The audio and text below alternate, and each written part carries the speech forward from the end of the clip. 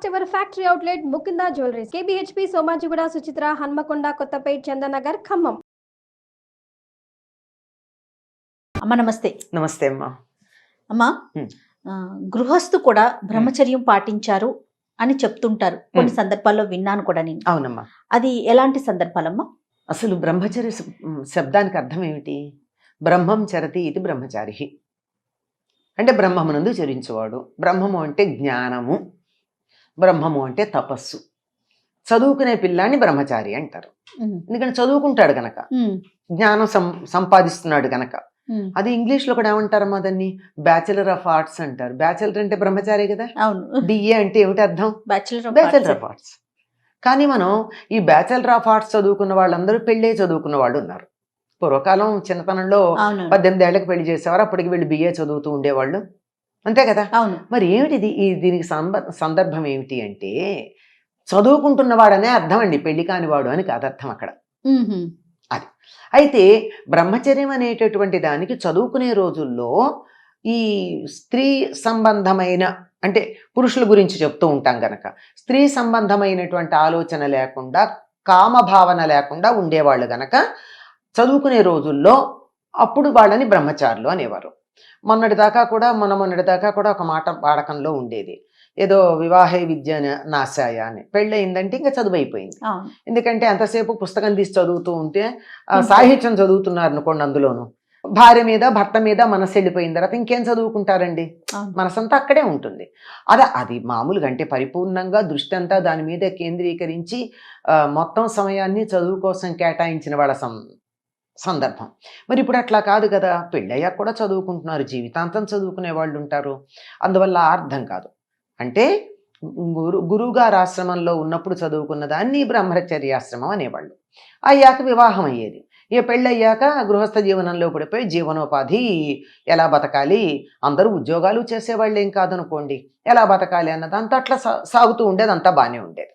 అయితే బ్రహ్మచారి అనేటటువంటి పదానికి బ్రహ్మమునందే మనసు కలవాడు అన్నప్పుడు, బ్రహ్మం మీద మనసు ఉన్నప్పుడు, బ్రహ్మం అనే దానికి తపస్సు అనే అర్థం కూడా ఉందన్నాం కదా. తపస్సు అంటే ఒక దాన్ని దీక్షగా చేయడం అనేది. అలా చేసేటప్పుడు కామవాసనలు అందులో ఉండకూడదు, అంటే స్త్రీ పురుష భావనలు ఉండకూడదు. అట్లా ఉండకుండా మరి పెళ్ళైన వాళ్ళకు ఉంటుందా అంటే, అలా కూడా ఉండడానికి వీలుంది అని ఒక ధర్మం చెప్పారు మనకి. ఎట్లాగంటే, వివాహమైనటువంటి వాళ్ళు సంసారం నిర్వహించటం అన్నది, అంటే భార్యాభర్తల ధర్మం, దాంపత్య ధర్మం, అంటే శారీరకమైనటువంటి దాంపత్య ధర్మం ఏదైతే ఉందో అది ఎప్పుడెప్పుడు నిర్వర్తించవచ్చు, ఎప్పుడు నిర్వర్తించకూడదు అన్న దానికి కొన్ని నియమాలు ఉన్నాయి మనకి. మన శాస్త్రం చెప్తాం, చాలా స్పష్టంగా ఉంది మనకి. పురాణాలు చదివితే తెలుస్తుంది కదమ్మా. ఆవిడ దితి వెళ్ళి నాకు సంతానం కావాలని అడిగితే, ఇది అసుర సంధ్య వేళ, ఈ సమయంలో కూడదు అని చెప్తాడు. అంటే ఆ సమయంలో కూడదన్నది అదొకటే మనకి తెలుసు. అవును. అంటే అసుర సంధ్య వేళ, ఉషస్సంధ్య అంటే పొద్దున తెల్లవారుతూ ఉన్న సమయం. ఎందుకంటే ఆ సమయంలో ఏ పనులు చేయాలో చెప్పబడింది కనుక ఆ పనులు చేస్తే ఆరోగ్యానికి మంచిది. మనకి బయోక్లాక్ గురించి కూడా ఇప్పుడు ఆధునిక శాస్త్రంలో, సైన్స్లో చెప్తున్నారు కదా, ఏ సమయంలో కిడ్నీ బాగా పనిచేస్తుంది, ఏ సమయంలో లివర్ బాగా పనిచేస్తుంది, దానికి తగినట్టుగా మనం ఉంటే ఆరోగ్యం ఉంటుందని చెప్తున్నారు కదా. అట్లాగే నిషిద్ధ సమయాలు ఉన్నాయి. ఇప్పుడు చెప్పాను కదా, అసుర సంధ్య, ఉదయం. అట్లాగే కొన్ని తిథులు, ఆ తిథుల్లో భార్యాభర్తలు కలవకూడదు. ఎందుకంటే ఆ సమయంలో కలిసినట్టయితే కలగబోయేటటువంటి సంతతి మంచిది ఉండదు. అట్లాంటివి తిథులు, నక్షత్రాలు, దినాలు కొన్ని ఉన్నాయి, స్పష్టంగా ఉన్నాయి. ఆ రోజుల్లో ఉండకుండా ఇవి కాక మరికొన్ని ఉన్నాయి. మరికొన్ని అంటే రేపు తద్దినం పెట్టబోతున్నారు తండ్రిది, ఆ ముందు రోజు, ఆ రోజు, మర్నాడు, ఆ 3 రోజులు బ్రహ్మచర్యం పాటించాలి. తండ్రికి, తల్లికి ఎవరికి తద్దినం పెట్టినా అంతే కదా, వాళ్ళకే పెడతారు. లేని సందర్భంలో కొద్ది మందే మహానుభావులు మిగిలిన వాళ్ళకి, బంధువులకి పెట్టేవాళ్ళు ఉంటారు. అట్లాగా రేపేదో సత్యనారాయణ చేసుకుంటున్నాం, రేపు కన్యాదానం చేస్తున్నాం, రేపు కొడుకు ఒడుగు చేస్తున్నాం, రేపు గృహప్రవేశం చేస్తున్నాం, ఇట్లాంటివి కొన్ని ఉంటాయి కదా. రేపు శివరాత్రి రోజు గురించి మాట్లాడతారు, రేపు శివరాత్రి అంటే దానికి ముందు రోజు. ఇట్లా ఏవైతే మనం పండగలు, శుభకార్యాలు,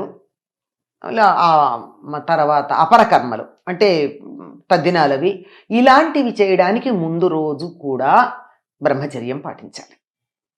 ఇలాంటి నిషిద్ధ దినాల్లో బ్రహ్మచర్యం పాటించాలి. ఇలాంటి సందర్భాల్లో బ్రహ్మచర్యం పాటించాలి. ఇవన్నీ పాటిస్తూ గృహస్థ జీవనం గడిపినటువంటి వాళ్ళు బ్రహ్మచారులుగా పరిగణించబడతారు. వాళ్ళను కూడా బ్రహ్మచారి అని అనాలి. అంటే గృహస్థయుండి బ్రహ్మచర్యం పాటించటం, భార్య ఉంది బ్రహ్మచర్యం పాటించటం. అంటే ఎప్పుడు పడితే అప్పుడు జంతువులు కూడా ఎప్పుడు పడితే అప్పుడు మీటింగ్ చేయవమ్మా, వాటికి కూడా ఒక సమయం ఉంది.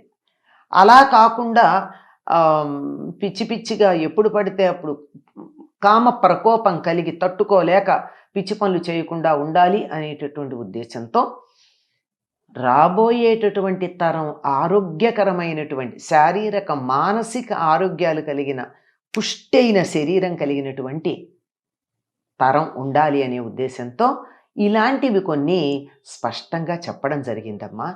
ఇవన్నీ పాటించినట్టయితే వివాహమైన వాళ్ళు కూడా బ్రహ్మచారులుగానే పరిగణించబడతారు. అట్లాగా రేపేదో సత్యనారాయణ చేసుకుంటున్నాం, రేపు కన్యాదానం చేస్తున్నాం, రేపు కొడుకు ఒడుగు చేస్తున్నాం, రేపు గృహప్రవేశం చేస్తున్నాం, ఇట్లాంటివి కొన్ని ఉంటాయి కదా. రేపు శివరాత్రి రోజు గురించి మాట్లాడతారు. రేపు శివరాత్రి అంటే దానికి ముందు రోజు. ఇట్లా ఏవైతే మనం పండగలు, శుభకార్యాలు, తర్వాత అపరకర్మలు అంటే తద్దినాలవి ఇలాంటివి చేయడానికి ముందు రోజు కూడా బ్రహ్మచర్యం పాటించాలి. ఇలాంటి నిషిద్ధ దినాల్లో బ్రహ్మచర్యం పాటించాలి. ఇలాంటి సందర్భాల్లో బ్రహ్మచర్యం పాటించాలి. ఇవన్నీ పాటిస్తూ గృహస్థ జీవనం గడిపినటువంటి వాళ్ళు బ్రహ్మచారులుగా పరిగణించబడతారు. వాళ్ళను కూడా బ్రహ్మచారి అని అనాలి. అంటే గృహస్థయుండి బ్రహ్మచర్యం పాటించటం, భార్య ఉంది బ్రహ్మచర్యం పాటించటం.